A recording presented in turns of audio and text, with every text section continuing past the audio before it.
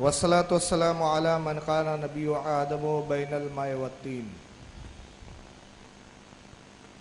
قال الله تبارك وتعالى في القرآن المجيد والفرقان الحميد: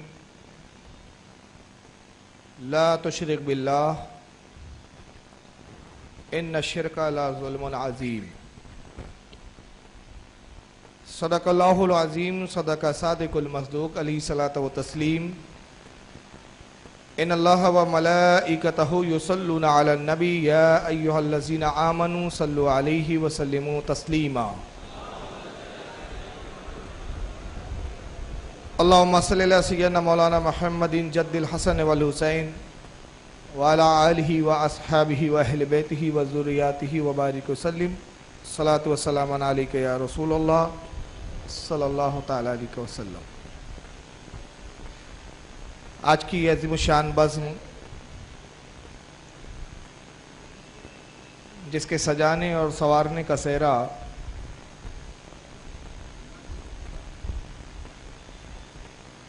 کلیان شہر کے شہر بمبئی کے قصبہ کلیان کے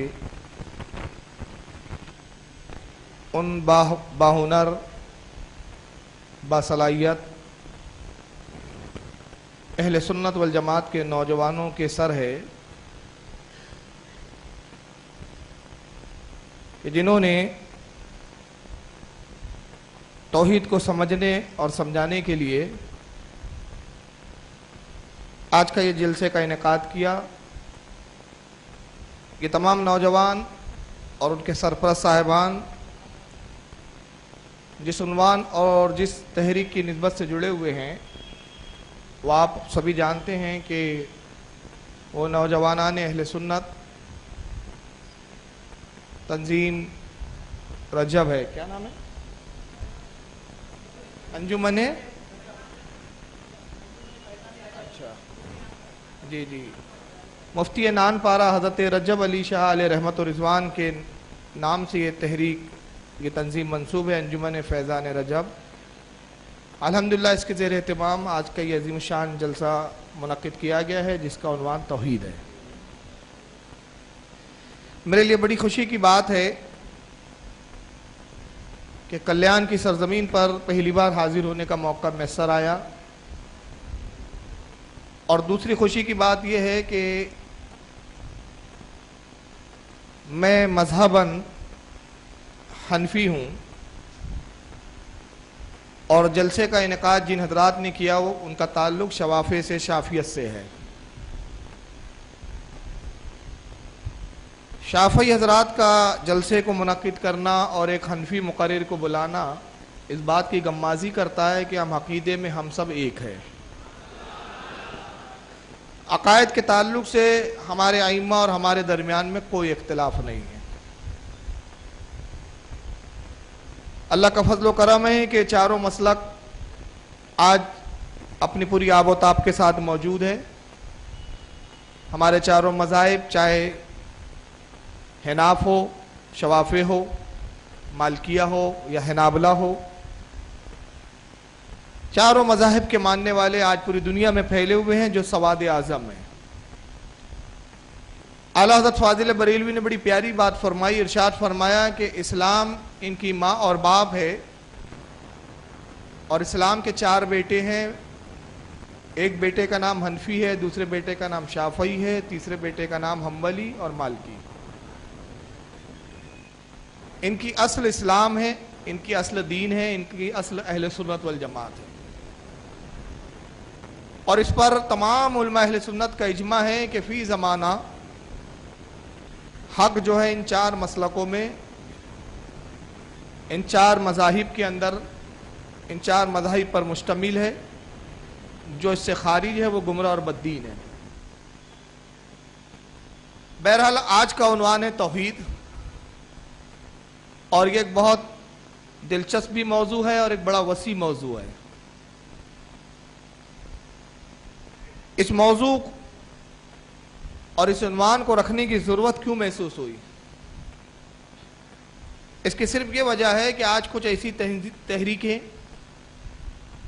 کچھ ایسی جماعتیں، کچھ ایسے فرقے پیدا ہو گئے ہیں کہ جن کا دعویٰ ہے کہ وہ سب سے بڑھ کر توحید پر ہے، اور ان کے علاوہ دنیا میں جتنی تحریکیں، جماعتیں اور جتنے فرقے اور مذاہب ہیں وہ سب توحید سے خالی ہے، اور وہ اپنے اس دعوے کو لے کر پوری دنیا میں پھرتے ہیں، چلتے ہیں، اور جو انہوں نے اپنے طور پر توحید کو سمجھا، در حقیقت جو کچھ انہوں نے سمجھا اس کا توحید سے کوئی تعلق ہی نہیں ہے۔ انشاءاللہ میں جو حقائق آپ کے سامنے رکھوں گا، میری بات کا ثبوت وہ حقائق آپ کی نگاہوں کے سامنے ہوں گے، اور انشاءاللہ میری تقریر کے بعد آپ اس بات کی تصدیق کر کے اٹھیں گے کہ میں نے جو کہا تھا وہ سچ کہا تھا۔ تو جن کا توحید سے کوئی تعلق ہی نہیں ہے، آج وہ سب سے بڑے توحید کے دعوے دار ہیں۔ لیکن اس سے پہلے کہ ہم اس بات کا جائزہ لیں کہ ان کا دعوی توحید کہاں تک صحیح ہے، اور انہوں نے توحید کو کتنی حد تک سمجھا، اور اپنے دعوے کے تئیں، اپنے دعوے کے تحت کن کن لوگوں کو مشرک قرار دے دیا، کن کن لوگوں کو اسلام سے خارج کر دیا، اور جنت اور دوزخ کا یہی انہوں نے فیصلہ کر لیا، اس سے قبل بہتر میں جانتا ہوں کہ سب سے پہلے ہم عقیدہ اہل سنت والجماعت کے نزدیک توحید کیا ہے، ہم کس انداز میں توحید کو مانتے ہیں، میں اس کو پہلے پیش کر دوں، تاکہ آپ جب توحید کو سمجھ لیں گے تو انشاءاللہ پھر آئندہ کی گفتگو آپ کے بڑے سمجھنے میں آسانی ہوگی۔ اہل سنت والجماعت توحید کو جس انداز میں مانتے ہیں اور جس انداز میں دوسرے دنیا کے سامنے توحید کو پیش کرتے ہیں، اس میں ہمارا سب سے بنیادی اور بیسک عقیدہ یہ ہے کہ ہم مانتے اور اعلان کرتے ہیں اور ہم اس کا اقرار کرتے ہیں کہ کائنات کا چلانے والا ایک رب العزت ہے، ہمارا پروردگار ایک ہے، واحد ہے، ہم دو خدا کے قائل نہیں، تین خدا کے قائل نہیں، ہمارا عقیدہ ہے کہ ہمیشہ سے خدا ایک ہی تھا، ایک ہے اور ایک ہی رہے گا، جیسا کہ قرآن عظیم میں اللہ رب العزت نے ارشاد فرمایا، قل هو اللہ احد، اے محبوب آپ فرما دیجئے، اپنے امتیوں کو بتا دیجئے کہ اللہ ایک ہے۔ مذہب اسلام کے علاوہ کچھ فرقے ایسے ہیں، کچھ جماعتیں ایسی ہیں جو ایک خدا کو تو مانتی ہے، مگر جس انداز میں مانتی ہے خدا کے ماننے کا حق ادا نہیں کرتی۔ اس پر تو گفتگو آگے ہوں گی، لیکن توحید کے ضمن میں بتا دوں کہ کچھ مذاہب وہ بھی ہے دنیا میں جو دو خدا کے قائل ہیں، بعض تین خدا کے قائل ہے، اور بعض بے شمار خداؤں کے قائل ہے۔ جیسے اگر ہم قوم یہود کو دیکھیں تو یہودیوں کے نزدیک ایک خدا عزیر علیہ السلام ہے اور ایک اللہ ہے۔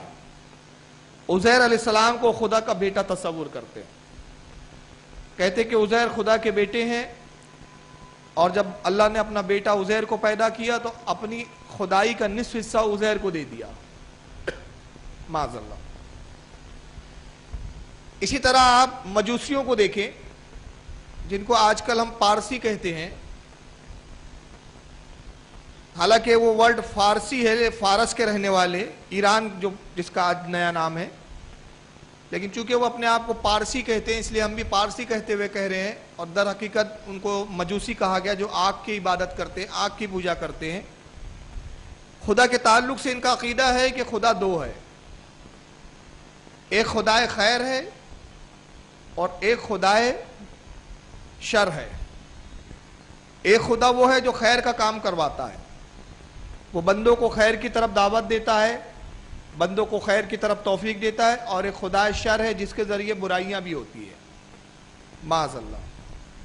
وہ دو خدا کو مانتے، کہتے کہ دنیا میں اگر کچھ برائی ہوتی ہے اور برائی کا حساب کتاب رکھنا یا کسی بندے سے برائی کروانا، یہ خدائے شر کی طرف منسوب ہے، اور جو کچھ اچھائیاں ہوتی ہے خدائے خیر کی طرف سے، اور یہ دو خدا ہے جو مل کر کائنات کا نظام اور سسٹم چلا رہے ہیں۔ اسی طرح عیسائیوں کو اگر ہم دیکھیں تو عیسائی تین خدا کے قائل ہے، ٹرینٹی کے قائل ہے۔ وہ کہتے ایک تو اللہ ہے، دوسرا عیسیٰ علیہ السلام بھی خدا کے بیٹے ہیں، خدائی صفات اور اس کی ذات میں شریک ہے، اور تیسرے روح القدس ہے، یعنی جبریل، اور یہ جبریل بھی خدائی صفتوں میں، خدائی کی ذات میں شریک ہے، یہ بھی خدا ہے۔ وہ ٹرینٹی کے قائل ہے۔ جب تین کا وجود ملتا ہے تو کہتے ہیں کہ کائنات کا پورا